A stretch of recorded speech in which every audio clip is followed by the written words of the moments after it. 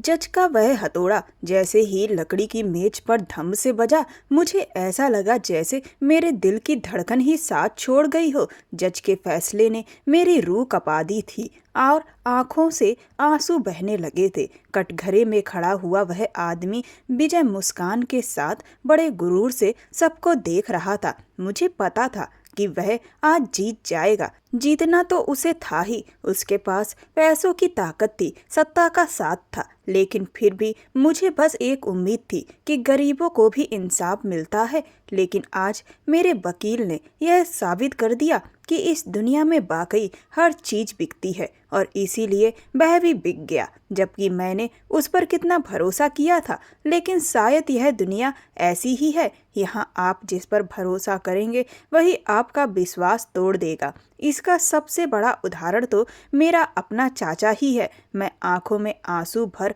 अपने चाचा के चेहरे की तरफ देख रही थी। वह अपने गंदे पीले दांतों की नुमाइश कर खूब हंस रहा था। मैं जैसे ही उठकर सामने पहुंची तो मेरे सामने ढोंग करने लगा। मैं अच्छे से जानती हूँ कि यह नीच आदमी भी इस समय मिला हुआ है, बस सिर्फ मेरे सामने अच्छा बनने का नाटक कर रहा है। आखिर किया धरा तो बस इसी का है। हो ना हो इसने ही यह सब जानबूझकर किया है। लेकिन अब मैं क्या करूं? अब कौन मुझे इंसाफ दिलाएगा? कौन होगा जो मेरी बहन को बचाएगा? यही सब सोचते हुए घबराई हुई मैं कोर्ट रूम से बाहर निकली। मुझे कुछ भी समझ में नहीं आ रहा था। ऐसा लग रहा था कि कहीं से कोई फरिश्ता आ जाए और कह दे, रीता तुम बिल्कुल भी फिक्र मत करो, मैं हूं ना, मैं तुम्हारी बहन को इंसाफ दिलाऊंगा, मैं उसे ढूंढ कर लाऊंगा। लेकिन इस भीड़ भाड़ वाली जगह पर मुझे एक भी चेहरा ऐसा दिखाई नहीं दिया। इस वक्त मैं बहुत ज़्यादा व्याकुल थी।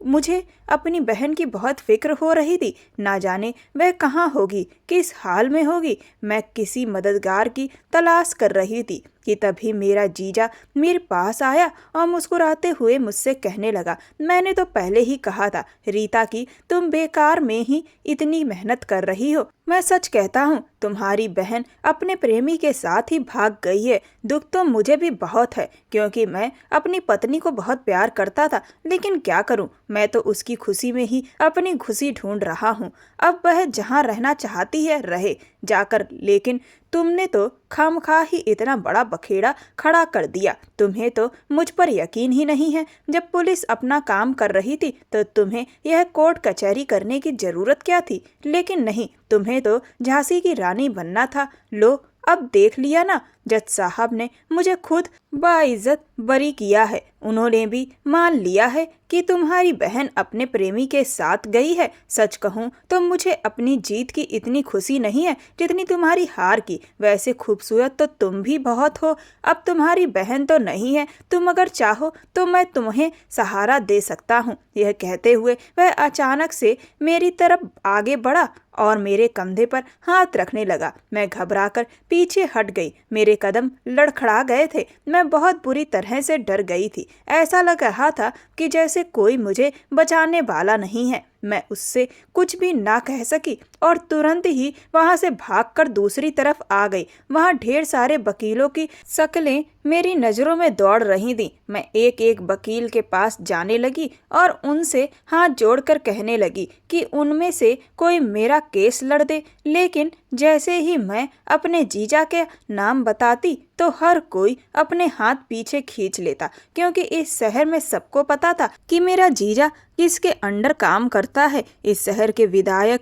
जो कि बहुत बड़ा गुंडा भी था, राजू सिंह के साथ में मेरा जीजा जुड़ा हुआ था, और इसी वजह से कोई भी उसके गिरेबान पर हाथ डालने की हिम्मत नहीं करता था। मैं वहाँ खड़े कई सारे वकीलों के आगे खूब रोई, गिड़गिड़ाई, लेकिन सबने मुझे इनकार कर दिया। मुझे कुछ समझ नहीं आ रहा था। मैं फूट फूट कर रो रही थी कि तभी अचानक से मैं एक लड़के से टकरा गई। मैं बस गिरते गिरते ही बची थी, लेकिन उसने मुझे थाम लिया, पर गुस्से में बोला, अंधी हो क्या, दिखाई नहीं देता? मैं तो पहले से ही डरी हुई थी, इसीलिए कुछ भी समझ नहीं आया। मैंने उसे कोई जवाब नहीं दिया, लेकिन जब वह मुझे सीधा खड़ा करके आगे बढ़ने लगा तो मैंने देखा कि इसने भी तो कोई वकील के कपड़े पहन रखे हैं, यानी कि यह भी एक वकील है। मैंने तुरंत ही उसे पुकारा और भागकर उसके पास पहुंची। मैंने उससे कहा, प्लीज मेरी बहन का केस लड़ दीजिए, मैं आपके आगे हाथ जोड़ती हूँ।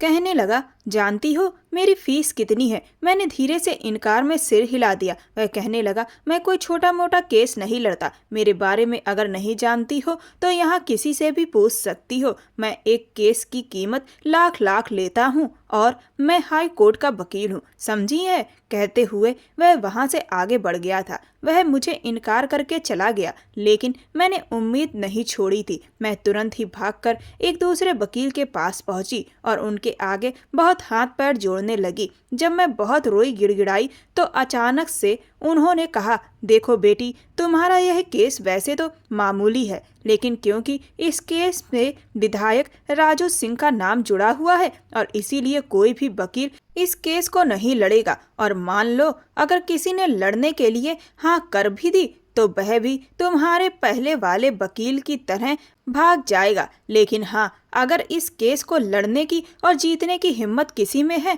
तो वह सिर्फ एक वकील में है। मैंने उनसे पूछा, वह कौन है? तो उन्होंने अपनी उंगली से एक तरफ इशारा किया। मैं जब उनकी उंगली की दिशा में देखी तो मैं हैरान रह गई। वह उसी वकील की तरफ उंगली किए थे जिससे अभी मैं थोड़ी देर पहले टकराई थी। मैंने उनसे कहा, लेकिन उसने तो मेरा केस लड़ने से इनकार कर दिया है क्योंकि उसकी फीस भी बहुत हाई फाई है। वे कहने लगे, हाँ सो तो है, आखिर शहर का नंबर 1 वकील जो है और इतनी कम उम्र में आज तक उसने एक भी केस नहीं हारा है। लेकिन अब जब उसने मना ही कर दिया है तो फिर अब तुम किसी से कोई भी उम्मीद मत रखो। यह कहकर वह वकील अंकल वहां से चले गए थे। मैंने एक बार फिर से पलटकर उस नौजवान वकील की तरफ देखा। ना जाने मुझे क्या हुआ, मैं एक बार फिर से उसकी तरफ दौड़ी चली गई और उसके आगे हाथ जोड़कर भीख मांगने लगी कि वह मेरा केस लड़ दे। इससे पहले कि वह मुझे कुछ भी कहता,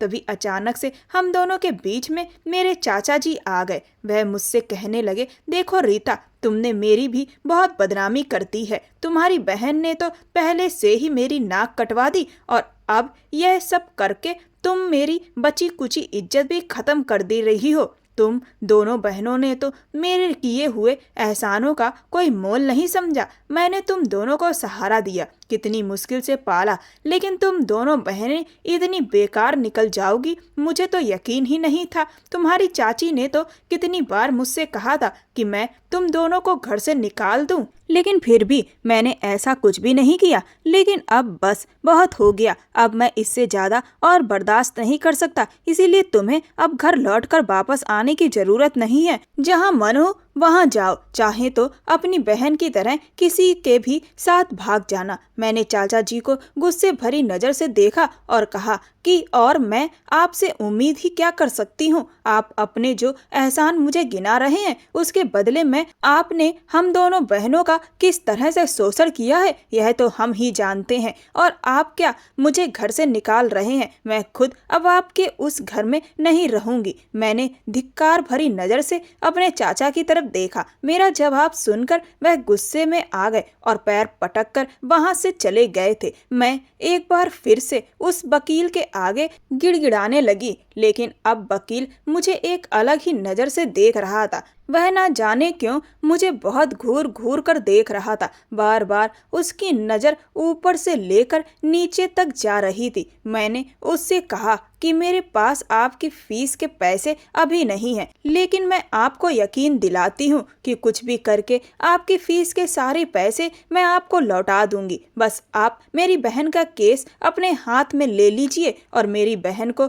बचा लीजिए। उस वकील ने बड़े ही खामोशी भरे अंदाज में पहले अपनी दोनों जेबों में हाथ डाले और फिर धीरे से मुस्कुराकर मुझसे बोला, रीता नाम है तुम्हारा? मैंने डरते हुए कहा, जी। वह कहने लगा, बड़ा ही खूबसूरत नाम है, बिल्कुल तुम्हारी तरह। तो यह बताओ कि मेरी फीस कब तक दोगी? उसके सवाल ने मुझे उलझा दिया। मुझे तो खुद नहीं पता था कि मैं उसकी फीस कब तक दूंगी। वह मेरा मजाक उड़ाते हुए बोला, 1 साल में, 2 साल में, 5 साल में, तुम्हें क्या लगता है तुम्हारी फीस के लिए क्या मैं इतना लंबा इंतजार करूंगा? मेरे पास ना जाने ऐसे कितने केस की लंबी लाइन लगी हुई है जो मुझे एक दिन में ही मेरी फीस देने को तैयार हैं, और तुम जैसी को यह भी नहीं पता कि मुझे मेरी फीस कब दे पाओगी। क्या मैं तुम्हारा केस लूंगा? उसकी इस बात से मैं घबरा गई। मैं उसे कैसे भी करके अपनी दीदी के केस के लिए तैयार करना चाहती थी। मैंने अचानक से उसका हाथ पकड़ लिया और कहा, आप मुझसे जो कहेंगे मैं वह करने को तैयार हूँ। मैं आपके घर में नौकरानी की तरह काम करूँगी तब तक जब तक आपकी फीस के पैसे पूरे चुका नहीं देती। मेरी इस बात पर अचानक से उसने अपना दूसरा हाथ मेरे हाथ पर रख दिया। मुझे एक जोरदार करंट लगा और मैं घबरा गई। वह कहने लगा, फीस चुकाने के लिए जरूरी तो नहीं कि तुम मेरी नौकरानी बनो। देखो तुम्हारे पास भी बहुत कुछ है। यह कहते हुए उसने एक बार फिर से मुझे गहरी नजरों से देखा और बोला, तुम मुझे खुश करती रहना, मैं इस केस को जीत जाऊंगा। सीधी सी बात है, जैसे जैसे हर एक तारीख पर मैं इस केस में सफल होता जाऊंगा वैसे वैसे तुम हर बार मुझे खुश करके एक एक किस्त चुकाती जाना। बोलो मंजूर है? मेरी आंखों से आंसू गिरने लगे थे। आज मैं कितनी मजबूर हूँ यह मैं ही जान सकती थी। गरीब तो मैं थी, अनाथ भी थी, सिर्फ एक बहन का साया ही था, लेकिन अब वह भी कहाँ है कुछ पता नहीं। लेकिन मैं अपनी बहन को बचाने की खातिर कुछ भी कर सकती थी, इसीलिए मैंने अपनी इज्जत का सौदा उस वकील के हाथों कर दिया। मैंने कहा, ठीक है, आप जब भी मुझसे अपनी किस्त मांगेंगे मैं खुशी खुशी उसे पूरी कर दूंगी। यह सुनते ही वह बहुत खुश हो गया। फिर उसने मेरा हाथ मिलाते हुए कहा, मेरा नाम राहुल खुराना है और आज से मैं तुम्हारा नया वकील हूँ। चलो मुझे अपने केस की सारी डिटेल्स दे दो। यह कहते हुए वह मुझे अपनी कार के पास लेकर गया। मैंने हैरानी से उसे देखा तो वह कहने लगा, किस्त भी चुकाने की बात कर रही हो और गाड़ी में बैठने से डर भी रही हो। अच्छा यह बताओ, तुम्हारे चाचा ने तो तुम्हें घर से बाहर का रास्ता दिखा दिया है, तो अब भला कहाँ जाओगी? मैंने कहा, उसकी फिक्र आप मत करिए, आप बस सिर्फ केस पर ध्यान दीजिए। वह फिर से एक रहस्यमयी मुस्कान के साथ मुझे देखने लगा। कहने लगा, ठीक तो तुम वाकई में बहुत हो, लेकिन इस बात से अनजान हो कि यह दुनिया एक जवान और इतनी खूबसूरत लड़की के लिए कितनी खतरनाक है। अभी तो दिन है इसीलिए सब कुछ नॉर्मल लग रहा है, लेकिन जैसे जैसे अंधेरा बढ़ेगा वैसे वैसे तुम्हारी घबराहट बढ़ेगी। घूरती हुई नजरें तुम्हारे शरीर के आर पार तुम्हें महसूस होने लगेंगी। न जाने कितने ही आदमी तुम्हें अपना बना लेने वाली नजरों से देख रहे होंगे और फिर तुम्हारे करीब आने की कोशिश करेंगे। ऐसे में तुम कहाँ जाओगी? बताओ, क्या है कोई तुम्हारा ठिकाना? और फिर अगर किसी ने तुम्हारा गलत फायदा उठा लिया तो तुम अपनी बहन को कैसे बचाओगी? जब तुम अपनी ही रक्षा नहीं कर सकती तो अपनी बहन को क्या इंसाफ दिलाओगी? राहुल की इन सारी बातों ने मुझे झकझोर कर रख दिया था। मैं कहने लगी, तो आप ही बताइए फिर मैं क्या करूं, कहाँ जाऊं? वह कहने लगा, मेरे साथ चलो। मैंने हैरत से उसे देखा। मैंने कहा, आपके साथ? तो बोला, हाँ मेरे साथ। मैं अपने बंगले में बिल्कुल अकेला रहता हूँ, मेरी फैमिली दूसरे शहर में है, तुम मेरे साथ आराम से रह सकती हो। मैंने उससे कहा, लेकिन आप भी तो उन्हीं आदमियों की तरह हैं जो मुझे बर्बाद कर देने वाली नजरों से देखेंगे। वह मुस्कुराकर कहने लगा, अरे मैडम, वहाँ तो सिर्फ मैं ही अकेला रहूंगा, लेकिन यहाँ तो गिनती ही खत्म नहीं होगी। अब वह तुम्हारी चॉइस है कि तुम किसके बीच में रहना चाहती हो। मैं सोचने लगी कि बात तो यह बिल्कुल ठीक कह रहा है, यह तो मेरी इज्जत पर दाव वैसे भी लगाएगा ही, तो इसके साथ रहने में ही मेरी ज़्यादा भलाई है। यही सोचकर मैं उसके साथ उसके बंगले पर पहुंच गई। बंगला क्या, पूरा महल था, इतना खूबसूरत, इतना बड़ा, ऐसा लग रहा था कि पूरा मोहल्ला ही वहां बस जाएगा। सब बहुत आलीशान था। मैं जैसे ही हॉल में घुसी तो वहां एक बहुत बड़ी सी तस्वीर सामने टंगी हुई थी, जिसमें एक तरफ राहुल खड़ा था और एक अंकल आंटी थे। मैं अभी उस तस्वीर को अच्छे से देख ही रही थी कि तभी राहुल मेरे पास आया और बोला, यह मेरे मॉम एंड डैड हैं। इसके बाद राहुल ने मुझे मेरा कमरा दिखा दिया जो बहुत ही आलीशान था। कुछ देर बाद वह कमरे में आया और उसके हाथ में काफी सारा खाना था। कहने लगा, पहले कुछ खा लो, तुमने शायद ही आज सुबह से कुछ खाया हो। उसके बाद मुझे केस के बारे में सब कुछ बताना। सच में मैं बहुत भूखी थी। मैंने 10 मिनट में ही पूरा खाना साफ कर दिया था। जब तक मैं खाती रही वह मुझे चुपचाप देखता रहा। खाने के बाद मैंने उसे शुरू से सब कुछ बताया। मैंने कहा, आज से 1 साल पहले मेरे चाचा जी मेरी बड़ी बहन नम्रता के लिए एक रिश्ता लेकर आए। उस वक्त हम सब बहुत खुश थे क्योंकि मैं भी अपनी बहन का घर बसते हुए देखना चाहती थी। हालांकि मुझे अपने चाचा से यह उम्मीद नहीं थी कि वह कभी भी हम दोनों बहनों की शादी करेगा, क्योंकि उसे तो घर में काम करने वाली नौकरानियां जो फ्री में बैठी बिठाई मिल गई थी। लेकिन जब उसने मेरी बहन की शादी का फैसला किया तो मुझे बहुत खुशी हुई थी। मेरी बहन की शादी अमित के साथ हो गई। मेरी बहन शुरू से ही काफ़ी सीधी रही थी। वह बहुत ही कम शिकायतें करती थी। मेरी चाची भी हम दोनों बहनों पर बहुत जुल्म ढाती थी, लेकिन उसने कभी भी उन्हें पलटकर जवाब तक नहीं दिया था। बस एक मैं ही थी जो हमेशा सबसे लड़ पड़ती थी, पर मेरी बहन मुझे खामोश कर देती थी। शादी के बाद से मेरी बहन का स्वभाव और भी ज़्यादा दब्बू किस्म का हो गया। अब वह पहले से भी कम बोलने लगी थी। मैंने उससे पूछा भी कि आप जीजा जी के साथ खुश तो है ना, तो वह हमेशा मुस्कुराकर हाँ में सिर हिला देती थी, लेकिन उसकी आंखें कुछ और ही कहानी बयां करती थी। और फिर एक दिन अचानक मेरे जीजा जी ने घर में आकर हंगामा खड़ा कर दिया कि मेरी बहन अपने किसी प्रेमी के साथ भाग गई है। मैंने उनसे कई बार कहा कि मेरी बहन ऐसा कभी कुछ नहीं कर सकती। वह कहने लगा, तेरी बहन ने ऐसा ही किया है क्योंकि मैं शराब पीता था और कभी कभी उसके साथ मारपीट कर देता था, इसीलिए वह मुझसे तंग आ गई थी और उसने दूसरा आदमी पकड़ लिया। लेकिन मुझे अमित की बातों पर यकीन नहीं था, क्योंकि शादी से पहले मोहल्ले के ही एक अच्छे घर के लड़के ने मेरी बहन को अपने प्रेम का प्रस्ताव दिया था, पर मेरी बहन ने उसे ठुकरा दिया सिर्फ अपने चाचा की इज्जत की खातिर। जबकि मैंने उसे बहुत समझाया था कि वह लड़का उसे सच्चा प्यार करता है और बहुत खुश भी रखेगा, लेकिन फिर भी मेरी बहन ने साफ इनकार कर दिया था। और फिर उस लड़के की किसी दूसरी जगह शादी हो गई, तो जब उसे सामने से मौका मिला था तब उसने ऐसा नहीं किया। फिर वह अब ऐसा क्यों करती? और अगर ऐसा कुछ भी होता तो वह मुझे जरूर बताती। मेरी बहन मुझसे कभी कोई बात नहीं छुपाती थी। मैंने जब पुलिस में जाकर कंप्लेंट की तो इस बात से मेरे चाचा बहुत नाराज हुए। कहने लगे, तुम्हें यह सब करने की जरूरत क्या थी? क्या और हमारी बदनामी करनी है? लेकिन मुझे अपने जीजा पर पूरा शक था और उसने मेरी बहन के साथ कुछ गलत किया है और उसे गायब कर दिया है। लेकिन पुलिस भी ठीक से कुछ नहीं कर रही थी, इसीलिए मैंने उन पर केस कर दिया। लेकिन मेरा जीजा यहाँ के विधायक राजू सिंह के यहाँ काम करता है और उसके रसूख की वजह से मैं ये केस जीत नहीं पाई। बाद में पता चली कि मेरा चाचा तो पहले से ही मेरे जीजा के साथ मिला हुआ था, इसीलिए अब मुझे पक्का यकीन हो गया है कि उन लोगों ने मेरी बहन के साथ जरूर कुछ ना कुछ गलत किया है। मैं तुम्हारे आगे हाथ जोड़ती हूँ, प्लीज कैसे भी करके मेरी बहन को ढूंढ निकालो। ना जाने मेरी बहन किस हाल में होगी। मुझे तो डर लग रहा है कि कहीं उन लोगों ने मेरी बहन को जान से तो नहीं मार दिया। इस दुनिया में मेरी बहन के अलावा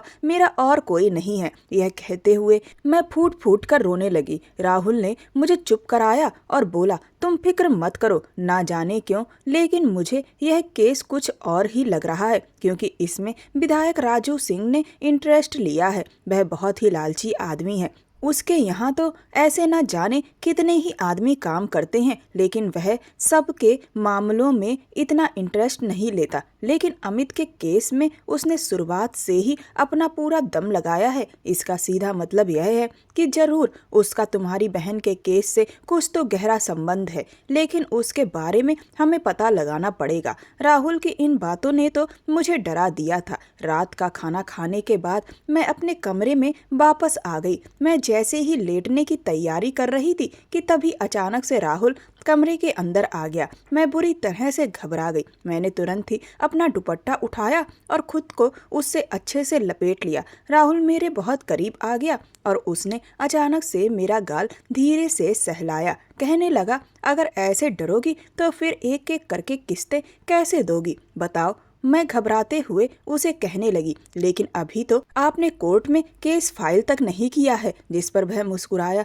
और बोला, हाँ हाँ मैं जानता हूँ, चिंता मत करो, मैं अभी अपने मकसद से नहीं आया हूँ। मैं तो यह कंबल देने आया था। एसी चलता है तो रात में काफी ठंड बढ़ जाती है, इसीलिए सोचा तुम्हें ये एक्स्ट्रा कंबल दे दूं। ये कहकर उसने कंबल बिस्तर पर रखा और वापस जाते हुए कमरे का दरवाजा बंद कर दिया। मैं हैरानी से दरवाजे की तरफ देख रही थी और सोच रही थी कि यह आदमी क्या सच में वैसा है जैसा यह दिख रहा है। कभी लगता है कि यह गिरा हुआ आदमी है जो मेरी इज्जत का सौदा कर रहा है, लेकिन कभी लगता है कि जैसे मैं इसके साथ बिल्कुल सुरक्षित हूँ, मुझे कुछ भी नहीं हो सकता। अगर यह नीच इंसान होता तो अभी भी यह मेरा फायदा उठा सकता था, लेकिन इसने ऐसा नहीं किया। फिर मैंने सोचा, लेकिन अभी नहीं किया तो क्या हुआ, आगे तो यही करेगा ना। इस दुनिया के लगभग सारे ही मर्द एक जैसे होते हैं। यह सोचकर मेरी आंखों में आंसू आ गए कि मुझे अपनी इज्जत से हाथ धोना पड़ेगा। मैं चुपचाप लेटकर सो गई।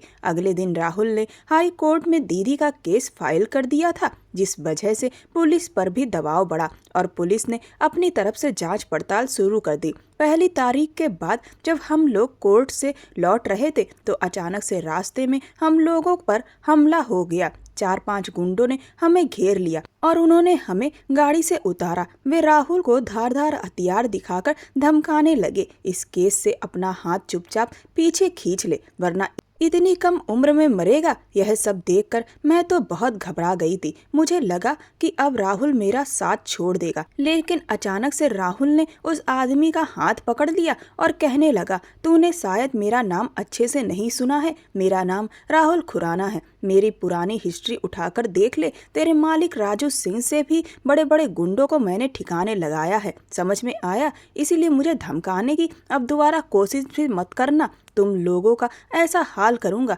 कि दोबारा अपने पैरों पर खड़े नहीं हो सकोगे। उस आदमी ने दोबारा से राहुल को डराने के अंदाज में कहा, तूने जिनको ठिकाने लगाया होगा वह राजू भैया के आगे कुछ भी नहीं है, समझा? यह कहकर उसने अचानक से राहुल पर वार कर दिया। मेरी तो चीख ही निकल गई थी और मुझे अब लगने लगा था कि आज राहुल और मेरा काम तमाम हो जाएगा। उन गुंडों ने राहुल को पीटना शुरू कर दिया और उसे कसकर पकड़ लिया। तभी उनमें से एक गुंडा मेरी तरफ आगे बढ़ा और उसने मेरे साथ गलत हरकत करने की कोशिश करी। मुझे तो लगा कि अब मेरी इज्जत नहीं बचेगी। राहुल ने उन्हें धमकी दी कि वह मुझे हाथ लगाने की हिम्मत ना करें, लेकिन उनमें से कोई भी राहुल की बात नहीं सुन रहा था। और तभी अचानक से राहुल ने जो किया, मैं दंग रह गई। उसने एक झटके में खुद को उन गुंडों से छुड़ाया और 5 मिनट में ही उन 5 गुंडों की चटनी बनाकर रख दी थी। मुझे तो यकीन ही नहीं आ रहा था कि यह वकील इतना बड़ा 30 मार खान भी निकलेगा।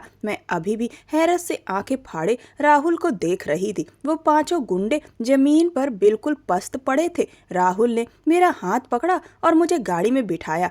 जब मैं घर पहुंची तो मैंने देखा कि राहुल को तो काफी चोट आई हुई थी। राहुल ने मुझसे कहा, तुम अपने कपड़े कमरे में जाकर बदल लो। यह कहकर वह अपने कमरे में चला गया। मैंने तुरंत ही अपने कपड़े बदले, लेकिन आज मुझे बहुत खुशी हो रही थी। राहुल ने मेरी इज्जत को बचाया था, लेकिन उसे बहुत चोट आई थी। मैंने सोचा कि मेरा फर्ज बनता है कि मैं उसके जख्मों पर मरहम लगाऊं। मैं तुरंत ही उसके कमरे में पहुंची तो वह अपने जख्मों पर मरहम की पट्टी कर रहा था। मैंने उसे रोका और खुद उसके जख्मों पर दवा लगाने लगी। मैंने उसे थैंक यू कहा, लेकिन राहुल ने मेरी किसी बात का जवाब नहीं दिया। थोड़ी देर के बाद वह बोला, अब हमें पहले से ज्यादा सावधान रहना पड़ेगा, क्योंकि अब आए दिन हम पर ऐसे हमले होते ही रहेंगे। धीरे धीरे इसी तरह से 2 हफ्ते बीत गए, लेकिन मेरी बहन का कुछ पता नहीं चल पा रहा था। मैं बहुत परेशान थी। अगले दिन जब हम तारीख पर पहुंचे तो राहुल ने बहुत ही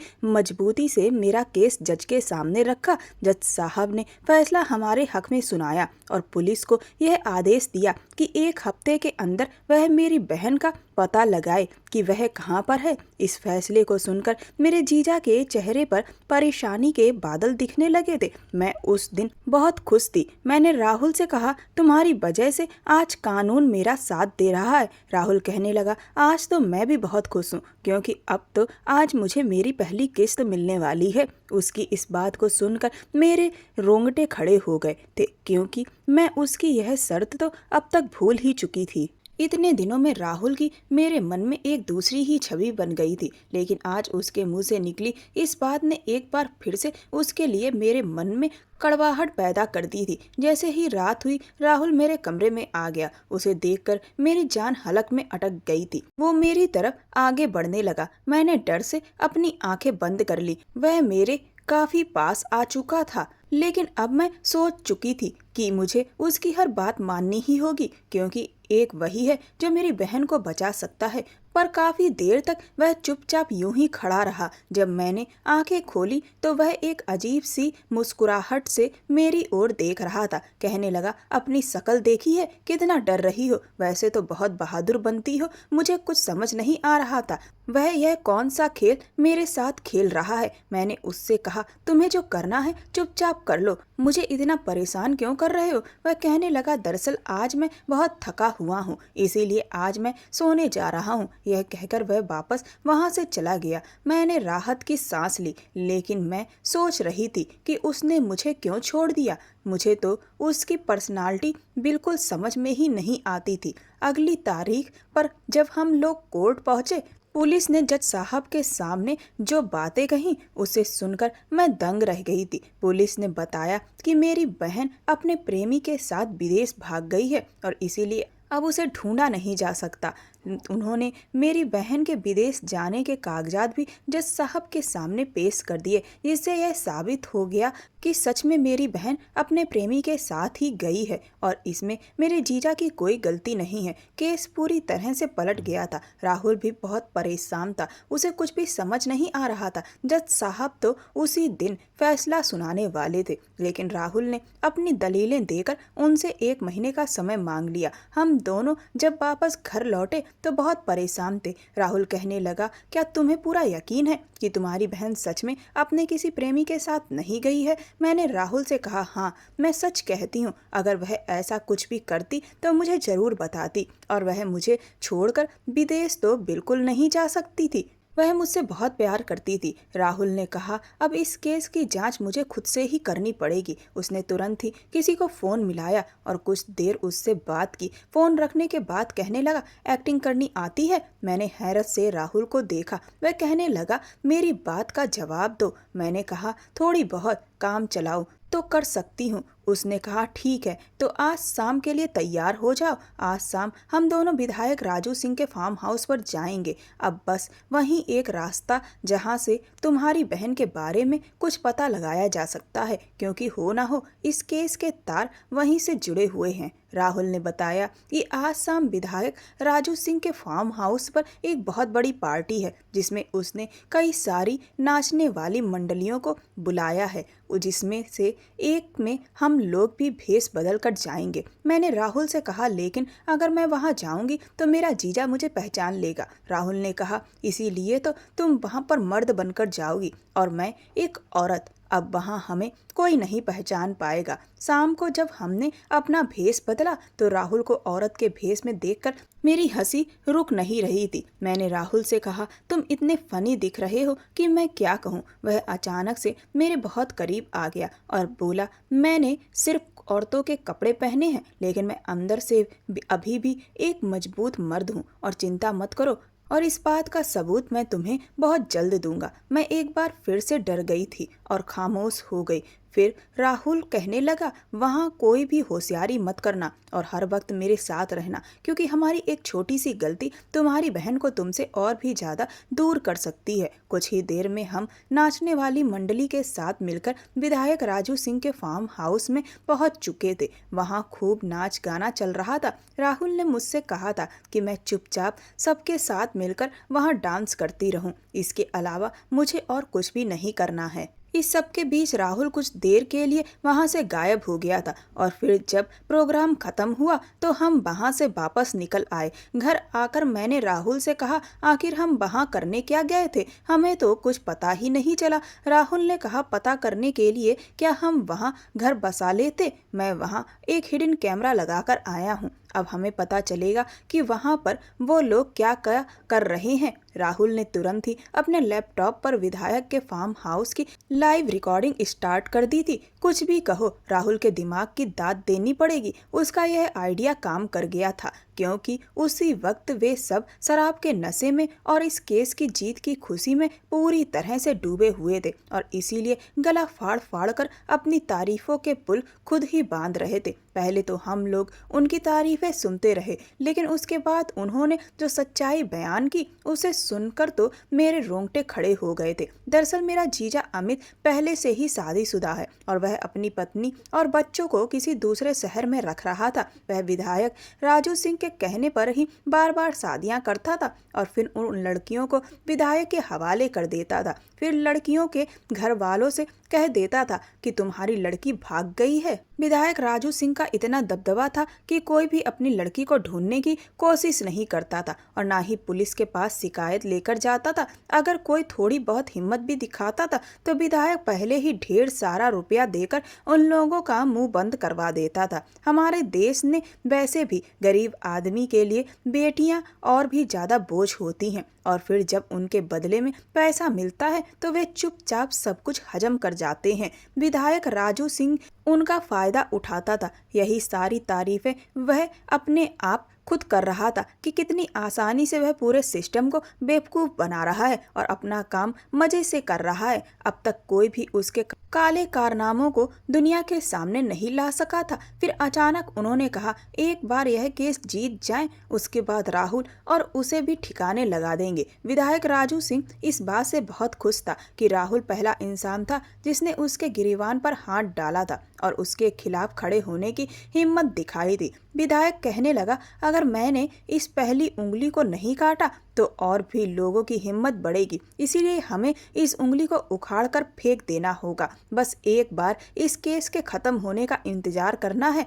मैं बेसब्री से उस पल का इंतजार कर रही थी जब विधायक मेरी बहन के बारे में कुछ बताएगा। तभी विधायक ने कहा उस लड़की को अब तो उसकी बहन कभी नहीं मिलने वाली। उसने कभी सपने में भी नहीं सोचा होगा कि उसकी बहन कहां से कहां पहुंच चुकी है। तभी उसके बगल में बैठे हुए एक आदमी ने कहा वह तो इस वक्त दुबई के किसी बहुत बड़े क्लब में नाच रही होगी और हो सकता है किसी रईस शेख के साथ भी हो। यह सुनकर तो मैं धड़ाम से नीचे गिर गई। मुझे चक्कर आने लगा था। इन लोगों ने मेरी बहन के साथ यह क्या कर दिया था। मेरी बहन की जिंदगी तो बर्बाद हो गई थी। रीता ने भी मेरे खिलाफ आवाज उठाकर अच्छा नहीं किया। लड़की बहुत खूबसूरत है, इसीलिए केस ठंडा होते ही कुछ टाइम के बाद उसे भी उठा लेना और उसे किसी दूसरे देश के क्लब की शान बना देना। उसकी भी बहुत मोटी रकम मिलेगी। इतना कहकर राजू सिंह और उसके साथी जोर जोर से हंसने लगे। मैं आंसू भरी निगाहों से राहुल की तरफ देखने लगी और लड़खड़ाते शब्दों में बोली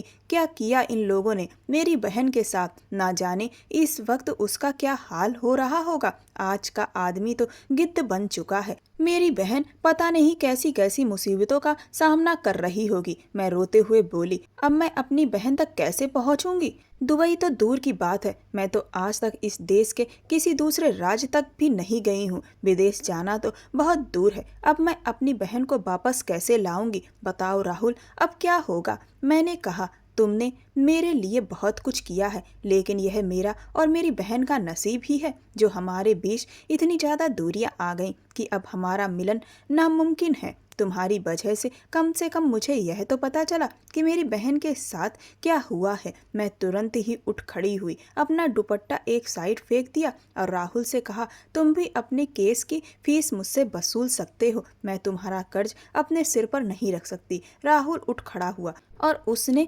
झुककर मेरा दुपट्टा उठाया और मुझे अच्छे से उड़ा दिया। फिर कहने लगा मैं इतना भी गिरा हुआ नहीं हूँ कि इस केस की फीस मैं तब वसूल करूँगा जब यह केस पूरी तरह से जीत जाऊंगा। अभी मैं ये केस जीता नहीं हूँ। मैंने हैरानी से राहुल की तरफ देखते हुए कहा अब तुम भला इस केस को कैसे जीतोगे। मेरी बहन तो दुबई में है और उन लोगों ने साबित कर दिया है कि वह किसी प्रेमी के साथ विदेश भाग गई है। अब हम यह केस नहीं जीत सकते। मेरी बहन ही एकमात्र ऐसी गवाह थी जो उन लोगों की सच्चाई सबके सामने ला सकती थी, लेकिन अब वह दुबई से वापस कभी नहीं आएगी। राहुल ने कहा आएगी, तुम्हारी बहन दुबई से वापस आएगी। मैंने चौंक कर कहा तुम शायद केस जीतने के जुनून में पागल हो गए हो। कौन लाएगा मेरी बहन को वापस? राहुल कहने लगा। हम लाएंगे, हम जाएंगे दुबई और हम ढूंढेंगे तुम्हारी बहन को। उसकी इस बात से मेरे अंदर एक नई उम्मीद जाग उठी। मैंने कहा, सच में राहुल, क्या हम दुबई जाएंगे? तुम मुझसे मजाक तो नहीं कर रहे हो? राहुल ने कहा, बिल्कुल नहीं, तुम फिक्र मत करो, मैं तुम्हारी बहन को हर हाल में इंडिया वापस लेकर आऊंगा। अब तक इन लोगों ने ना जाने कितनी लड़कियों की जिंदगी खराब की होगी, लेकिन अब इन्हें इनके किए की सजा हर हाल में देकर ही रहूंगा। राहुल ने तुरंत ही अपने पिता को फोन लगाया और उनसे घंटों बात की। आधी रात के वक्त राहुल मेरे कमरे में आया और बोला, अपनी पैकिंग कर लो, कल दोपहर की फ्लाइट से हम दुबई के लिए निकलेंगे। मैंने राहुल से कहा, लेकिन मेरे पास तो पासपोर्ट भी नहीं है। राहुल ने कहा, तुम फिक्र मत करो, मेरे दादा की पहचान हर जगह है, सुबह तक तुम्हारा पासपोर्ट घर पर आ जाएगा। मुझे नहीं पता कि उस वक्त मुझे क्या हुआ, लेकिन मैं दौड़कर राहुल के गले लग गई, शायद इसलिए क्योंकि मेरी बहन के बाद जिंदगी में पहली बार मुझे कोई ऐसा इंसान मिला था जिसने मेरे लिए इस हद तक जाकर कुछ किया था। अगर आज राहुल ना होता तो मैं तो अपनी बहन से मिलने की उम्मीद आज ही छोड़ चुकी होती। मैंने राहुल से कहा, मैं किन शब्दों में तुम्हारा शुक्रिया अदा करूं, तुम्हें नहीं पता कि तुम मुझ पर कितना बड़ा एहसान कर रहे हो। इस दुनिया में मेरी बहन के अलावा मेरा कोई नहीं है। राहुल कहने लगा, मुझे पता है कि तुम्हारी बहन तुम्हारे लिए कितनी खास है। तुम्हारे माँ बाप के मरने के बाद तो तुम्हारे चाचा और चाची ने तुम दोनों बहनों को सिर्फ इस्तेमाल किया था। तुम्हारी बहन ने ही माँ और बाप दोनों बनकर तुम्हें पाला था और तुम्हें हर मुसीबत से बचाया था। तुम्हारी बहन ही थी जिसकी वजह से तुम्हारा चाचा तुम्हें भिखारी के गैंग में बेच नहीं पाया था, वरना वह तो कब का तुम्हारा सौदा कर चुका होता। लेकिन तुम्हारी बहन की जिद और बहादुरी ने तो तुम्हें बचा लिया था। राहुल के मुंह से यह बात सुनकर मैं दंग रह गई थी। यह बात राहुल को कैसे पता थी? यह तो बहुत साल पहले की बात थी, जब मैं छोटी थी। मैंने हैरानी से राहुल को देखते हुए कहा, तुम्हें यह सब कैसे पता? राहुल अचानक खामोश हो गया। ऐसा लगा जैसे वह कुछ सोचने लगा हो। फिर थोड़ी देर रुककर बोला, अरे मैं इतना बड़ा वकील हूँ, मुझे अपने क्लाइंट के बारे में सब कुछ पता होता है। यह कहकर वह तुरंत ही वहां से चला गया। लेकिन मुझे हैरानी थी, यह बात तो बहुत साल पहले की थी, जब हम दूसरे शहर में थे। तो राहुल को इस सब के बारे में कैसे पता चला? ना जाने क्यों मुझे ऐसा लगने लगा कि मैं राहुल को बहुत पहले से ही जानती हूँ, लेकिन यह तो नामुमकिन था, क्योंकि मैं तो राहुल को पहली बार कोर्ट में ही मिली थी। पर वह बार बार मुझे अपना सा क्यों लगता था? और फिर आज उसने जो बात कही, उससे मेरे मन में और भी सवाल उठने लगे थे। आखिर यह राहुल कौन है? अगले दिन हम लोग दुबई पहुंच चुके थे। वहां पर राहुल के कुछ आदमी पहले से ही मौजूद थे। उन्होंने मेरी बहन के बारे में पता लगा लिया था। राहुल ने कहा, तुम्हारी बहन इस वक्त इस शहर के सबसे महंगे क्लब की शान बनी हुई है। उसे हर रोज मजबूर होकर शहर के रईसों के आगे अपना नाच पेश करना पड़ रहा है। आज तो क्लब में सारी फैसिलिटी बंद है, लेकिन कल वहां फिर से महफिल लगेगी। कल किसी भी तरह से हमें तुम्हारी बहन को वहां से निकालना होगा। राहुल ने मुझसे कहा, मैं वहां एक अमीर शेख का रूप रखकर जाऊंगा, तुम्हारी बहन की बोली लगाकर उसे एक रात के लिए ले लूंगा और फिर तुम वहां पर पहुंच जाओगी और जैसा मैं कहूंगा वैसा ही करना। राहुल ने क्लब का नक्शा टेबल पर फैलाकर दिखाया और कहा, यह एंट्री गेट है, तुम्हें यहाँ से निकलकर इस जगह पर पहुंचना है। ये पूरे क्लब में जो इलेक्ट्रिसिटी सप्लाई होती है उसका बोर्ड है, तुम्हें यहीं पर अटैक करना है ताकि इसमें शॉर्ट सर्किट हो, जिसकी वजह से सारे वायर आग पकड़ लेंगे। धीरे धीरे आग पूरे क्लब में फैलने लगेगी, जिससे भगदड़ मच जाएगी। इस अफरा तफरी के बीच में तुम्हारी बहन को लेकर क्लब से बाहर भाग जाऊंगा, लेकिन इस सब में तुम्हें बहुत सावधानी बरतनी होगी, क्योंकि इसमें जान का खतरा भी है। और हाँ, तुम्हें अपने काम को तब तक अंजाम नहीं देना है जब तक तुम्हारी बहन मेरे पास ना आ जाए। जब वह मेरे हाथ आ चुकी होगी तभी मैं उसे वहां से लेकर भागने में कामयाब हो सकूंगा। मैंने डरी हुई आवाज में कहा, मुझे बहुत डर लग रहा है।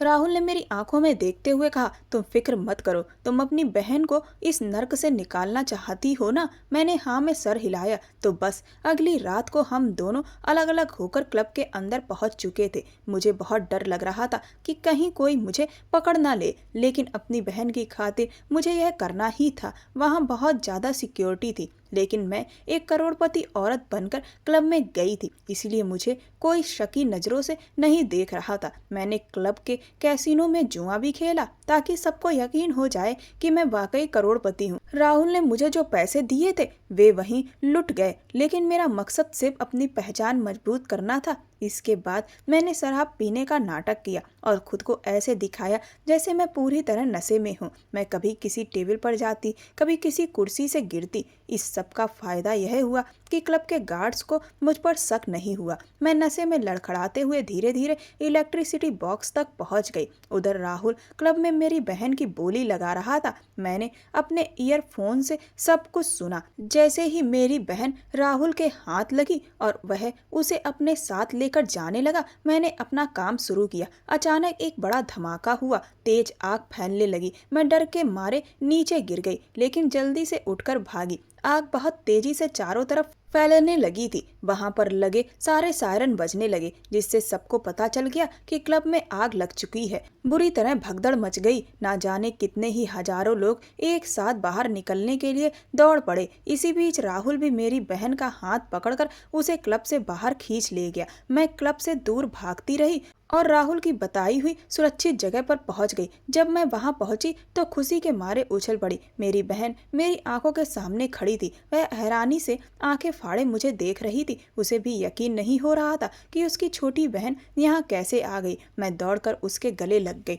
राहुल ने कहा, इस वक्त हमें यहाँ से निकलना होगा। हम तुरंत ही गाड़ी में बैठे और होटल रूम में हमने अपना सारा सामान समेट लिया। मेरी बहन मुझसे सवाल पर सवाल पूछ रही थी, लेकिन राहुल ने कहा कि तुम्हारे सारे सवालों का जवाब हम इंडिया चलकर देंगे। अभी बस हमें कैसे भी यहाँ से निकलना होगा। हम 1 घंटे में ही राहुल के साथ निकल लिए। मैं जैसे ही गाड़ी से उतरी तो हैरान रह गई, क्योंकि सामने एक बड़ा सा जहाज खड़ा था। राहुल कहने लगा, ये लोग बहुत पावरफुल होते हैं और एयरपोर्ट पर इनके ढेर सारे आदमी पहले से रहते हैं। हालांकि उनके आदमी यहाँ पर भी होंगे, लेकिन पानी के रास्ते से निकलना हमारे लिए ज़्यादा आसान होगा, क्योंकि तुम्हारी बहन का पासपोर्ट भी हमारे पास नहीं है। इसीलिए यही सबसे सुरक्षित तरीका है। राहुल ने मेरी बहन को एक आदमी का रूप दे दिया था। हम तुरंत ही जहाज में बैठ गए थे। हमारी धड़कनें बुरी तरह से बढ़ी हुई थी, लेकिन राहुल ने मुझे तसल्ली दी, फिक्र मत करो, मेरे होते हुए तुम लोगों को कोई कुछ भी नहीं कर सकता। राहुल के इन शब्दों को सुनकर मुझे बहुत तसल्ली मिली। मैं बार बार ना चाहते हुए भी राहुल को देख रही थी। मेरी नज़र उस पर से हट ही नहीं रही थी। ना जाने क्यों ऐसा लग रहा था कि जैसे मेरे दिल में उसके लिए प्यार पनपने लगा हो। वह मुझे अपना सा लगने लगा था। पर फिर मुझे अपनी हकीकत याद आई। कहाँ मैं एक गरीब अनाथ लड़की और कहाँ वह एक करोड़पति बाप का एक लौता बेटा, जो कि शहर का सबसे बड़ा वकील है। वह मुझे कभी नहीं मिल सकता था और ना ही वह मेरे जैसी लड़की को अपना बना सकता था, बल्कि वह तो सिर्फ मुझे एक रात की रौनक बनाना चाहता था। यह ख्याल मेरे मन में जैसे ही आया मुझे बहुत बुरा लगने लगा। मैं सोचने लगी, क्यों राहुल, तुम क्यों करोगे मेरे साथ ऐसा? लेकिन फिर मैं बार बार यही सोच रही थी, क्या सच में राहुल एक बुरा इंसान है? उसने अब तक मेरे लिए जो कुछ भी किया वह इस दुनिया में कोई नहीं कर सकता था। ना जाने कितना पैसा उसने मेरे लिए पानी की तरह बहा दिया, और जो अपनी जान का खतरा लिया वह तो अनमोल है। क्या उसने वाकई यह सब कुछ सिर्फ और सिर्फ इसलिए किया ताकि मेरे साथ एक रात बिता सके? लेकिन वह कभी भी कर सकता था बिना इतना सब कुछ किए भी, लेकिन उसने आज तक मुझे हाथ नहीं लगाया था। मुझे तो कुछ समझ में ही नहीं आ रहा था। राहुल मेरे लिए एक पहेली की तरह बन चुका था।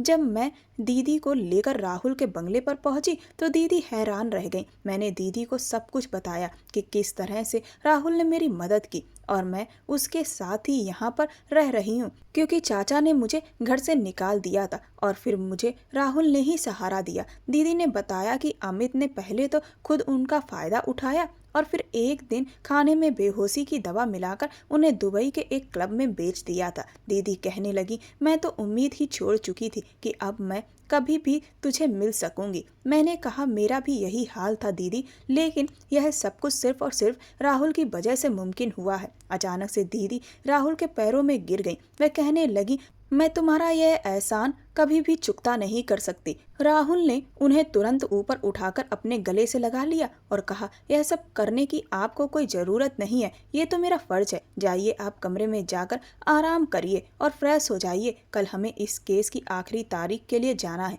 दीदी के जाते ही अचानक से राहुल के चेहरे के एक्सप्रेशन बदले। वह मेरे बहुत करीब आ गया और कहने लगा, तुम्हारी बहन तो मेरे एहसानों के तले दब गई है। उनको लगता है कि मैंने तुम लोगों पर एहसान किया है, जबकि उन्हें तो पता ही नहीं कि इस एहसान के बदले मैं उनकी बहन से क्या लेने वाला हूँ। राहुल के ऐसा कहने पर पता नहीं क्यों, लेकिन मुझे बुरा नहीं लगा। मैंने राहुल से कहा, अब तो तुम मुझसे मेरी जान भी मांग लो, मैं वह भी तुम्हें खुशी खुशी दे दूंगी। तुमने हमारे लिए जो किया है ना, उसके लिए तो यह कुछ भी नहीं है। तुम जब मुझे अपनी दिल्लगी के लिए बुलाओगे, मैं हर बार खुशी खुशी चली आऊंगी। मेरी बात सुनकर राहुल अचानक से पीछे हटा और कहने लगा, ये क्या कह रही हो तुम? रीता, मैंने कहा तुमने सही सुना। तो बताओ, रात ही मैं इस केस की फीस तुम्हें अदा कर दूं? राहुल कहने लगा, मुझसे ज्यादा तो लगता है तुम्हें जल्दी है, लेकिन अभी नहीं, पहले कल केस का फैसला आ जाने दो। अगले दिन मैं दीदी को लेकर जब कोर्ट पहुंची तो विधायक अमित के तो होश उड़ चुके थे। दीदी ने कोर्ट में जाकर गवाही दे दी और सब कुछ सच सच बता दिया कि किस तरह से वे लोग क्या क्या करते हैं। सारी सच्चाई अब कोर्ट के सामने आ चुकी थी। दूसरे सबूत के तौर पर विधायक के फार्म हाउस की जो रिकॉर्डिंग थी, वह भी हम लोगों ने कोर्ट में पेश कर दी, जिसे देखकर उन लोगों के होश उड़ चुके थे। उन्होंने तो कभी सपने में भी नहीं सोचा था कि मैं दुबई जाकर अपनी बहन को वापस ले आऊंगी और इस तरह से उनके ही फार्म हाउस में घुसकर उनके वीडियो भी बना लूंगी। सबूतों के आधार पर जज साहब ने विधायक और अमित दोनों को कड़ी से कड़ी सजा सुनाई और उन्हें जेल भेज दिया गया। हम केस जीत चुके थे। कोर्ट रूम के बाहर निकलकर न जाने क्यों पर मैं उदास थी, क्योंकि अब केस खत्म हो गया था और मेरा दिल जानता था कि अब मुझे राहुल से अलग होना पड़ेगा। मैं अब राहुल से जुदा नहीं होना चाहती थी, पर आखिर में किस हक से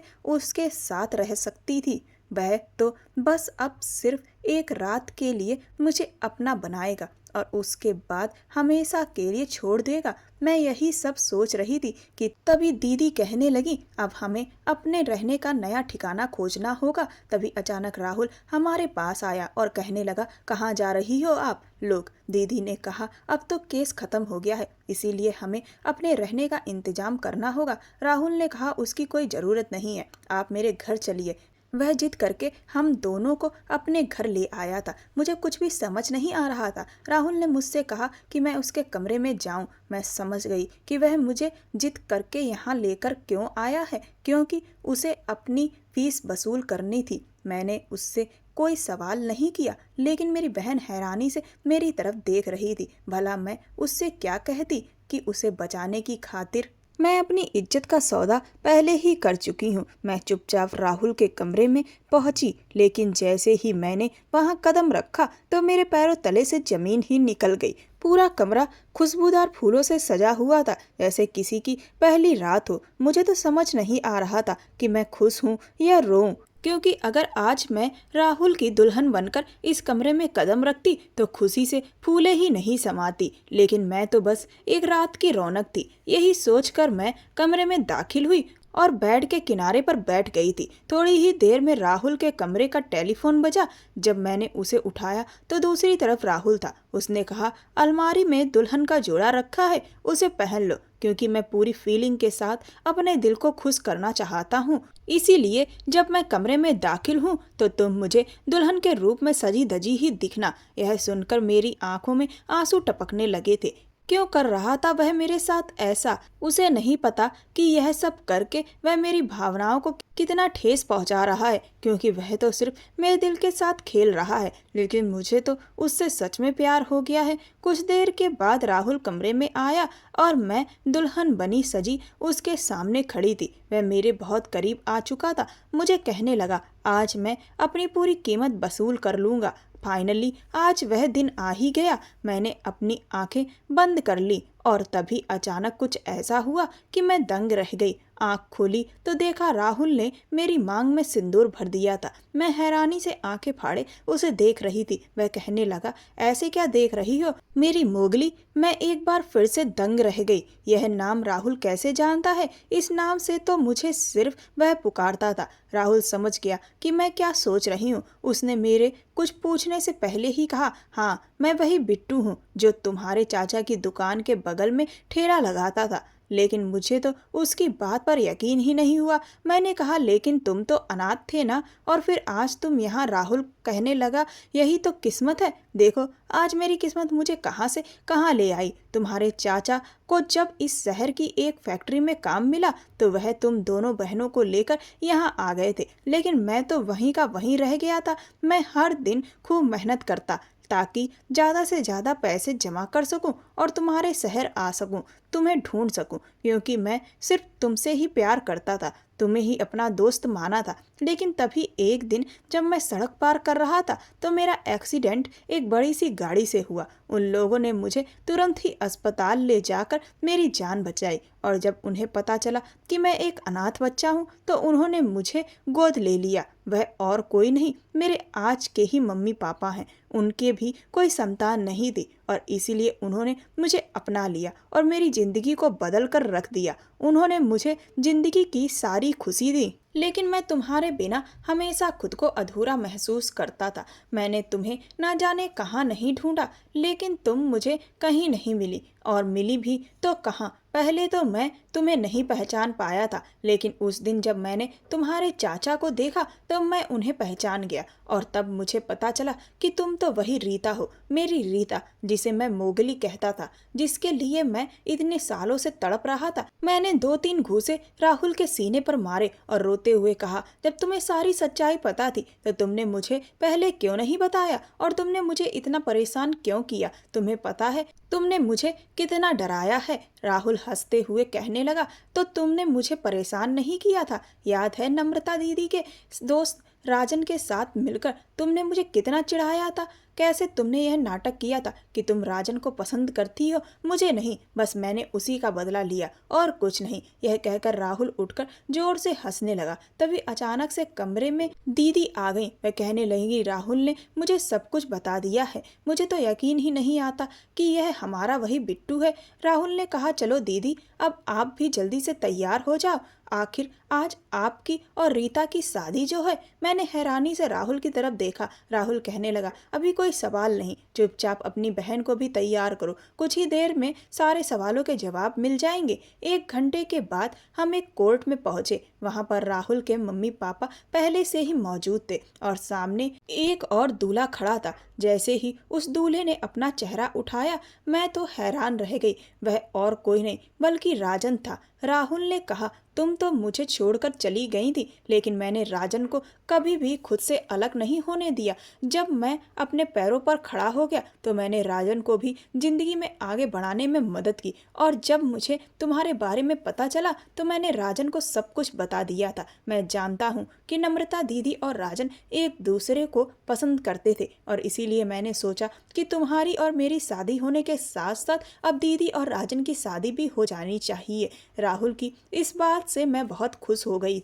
मैंने उसे गले से लगा लिया। इसके बाद मेरी और दीदी दोनों की अपने अपने पसंद के जीवन साथी के साथ शादी हो गई। राहुल की दुल्हन बनकर मैं उसका बेसब्री से इंतजार कर रही थी। कुछ ही देर में राहुल कमरे में आया। उसने मेरा घूंघट उठाकर कहा, तुम वाकई में बहुत खूबसूरत हो रीता। मैंने राहुल का हाथ अपने हाथों में लेते हुए कहा, तो मिस्टर राहुल खुराना, आज आपकी यह क्लाइंट आपकी फीस की हर किस्त चुकाने के लिए खुशी खुशी तैयार है। यह सुनते ही मैं और राहुल दोनों ठहाका मारकर हंसने लगे, और फिर हमने अपने शादीशुदा जीवन की एक खुशहाल शुरुआत की। आज मैं और दीदी दोनों अपने प्यार के साथ एक हसीन जिंदगी बिता रहे हैं। दोस्तों, अगर आपको हमारी कहानी पसंद आई हो तो कमेंट करके जरूर बताएं। ये कहानी पूर्णतः काल्पनिक है। यह कहानी केवल मनोरंजन के लिए है। इस कहानी को ज़्यादा से ज़्यादा शेयर करें। मेरे चैनल को सब्सक्राइब कर वीडियो को लाइक कर दें। धन्यवाद।